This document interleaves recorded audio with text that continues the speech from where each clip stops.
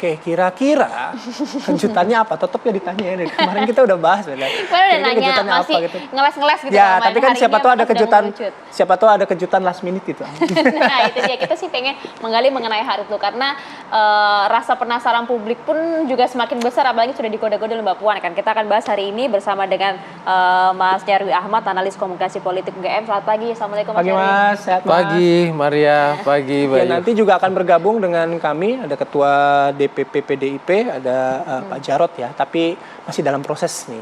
Nanti kita bahas lebih lanjut dengan Pak Jarod. Tapi saya ke Mas Nyarwi dulu, Mas, soal kode kejutan begitu ya.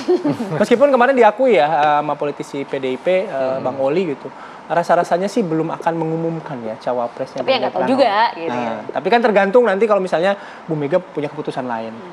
Kalau momen hari ini, mungkin tidak pengumuman cawapres itu dilakukan oleh PDIP? Saya lihat itu belum ya. Kenapa? Ya kita tanya mixernya begini, hal yang masuk akal. Apa sih urgensinya hari ini gitu ya?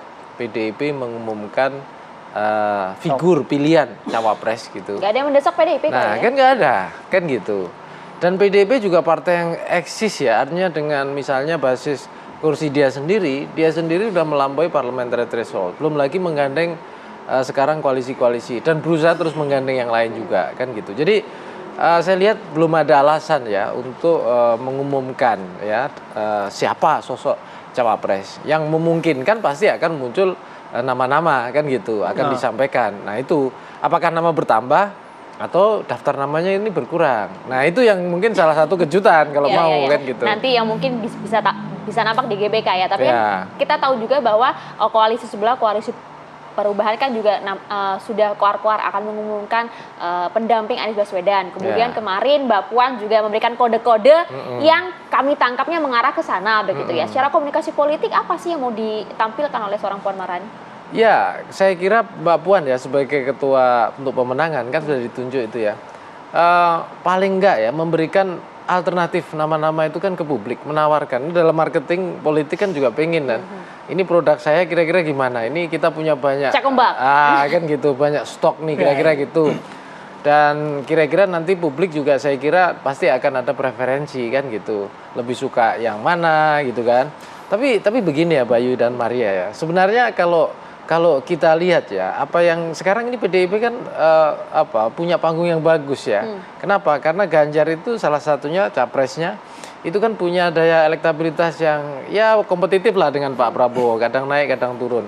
Nah, belum lagi dari sisi pengalaman partai yang sudah berkuasa ini, kalau tahun ini berarti kedepannya nanti 10 tahun kan gitu. Dan itu juga punya daya tarik ya ke cawapres yang lain ya. Entah dari stoknya itu menteri-menterinya Pak Jokowi gitu ya, atau dari bahkan kepala daerah yang lain gitu, atau dari ketum-ketum partai kan gitu.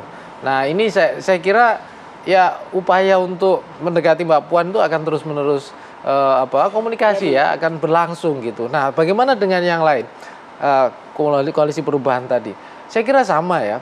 Koalisi perubahan yang mungkin belum banyak dibicarakan itu kan baru jumlah yang dibahas ya, belum nama-namanya. Nah PDIP ini dengan koalisinya saya lihat bukan hanya jumlahnya yang kita tahu juga, tapi nama-nama. Dan nama-nama itu kan lewat banyak statement orang ya, misalnya dari Mbak Puan sendiri juga disampaikan kan gitu. Bahkan sebelumnya ada diwawancara doorstop itu Pak Jokowi kan juga sempat bahkan kira-kira ini siapa ya, ini bisa gitu ya.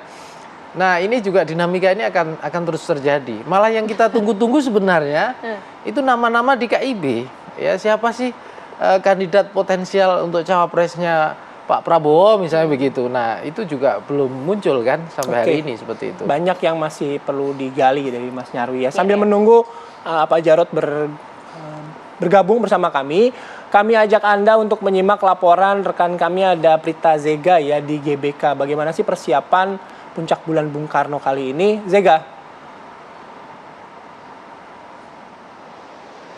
Ya, Bayu, kami sudah berada di Stadion Gelora Bung Karno di mana nantinya sekitar pukul 12:30 siang ini akan digelar peringatan Bulan Bung Karno oleh PDIP. Dan saat ini pemirsa, kami melihat situasi saat ini, situasi terkini, kami melihat bahwa sudah ribuan kader PDIP sudah mulai memasuki di di beberapa titik di Gelora Bung Karno, namun masih belum bisa untuk masuk ke dalam venue-nya yang nantinya open gate akan dilaksanakan pada pukul jam 10. Begitupun juga media, nanti kami akan masuk ke dalam pada pukul jam 10 bersamaan dengan kader-kader yang lain yang juga akan memasuki venue yang akan nanti dihadiri oleh Pak Presiden Joko Widodo dan juga rencananya juga akan didampingi oleh Wakil Presiden Ma'ruf Amin dan juga sejumlah menteri di kabinet Pak Presiden Jokowi, dan juga ada berbagai kader, ribuan kader PDIP yang akan juga ikut turut hadir dalam acara ini.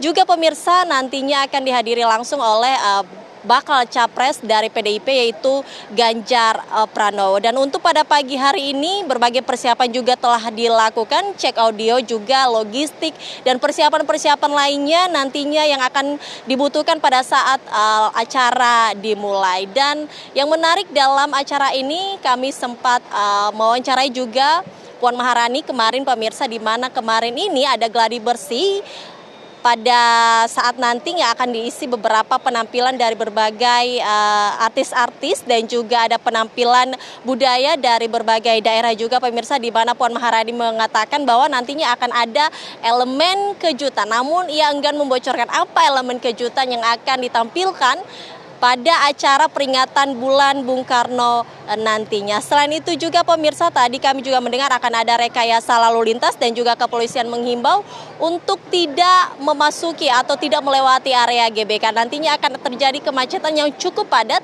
karena ini pemirsa acaranya akan dihadiri oleh ribuan kader-kader PDIP, bahkan diprediksikan akan lebih dari 100.000 orang makan.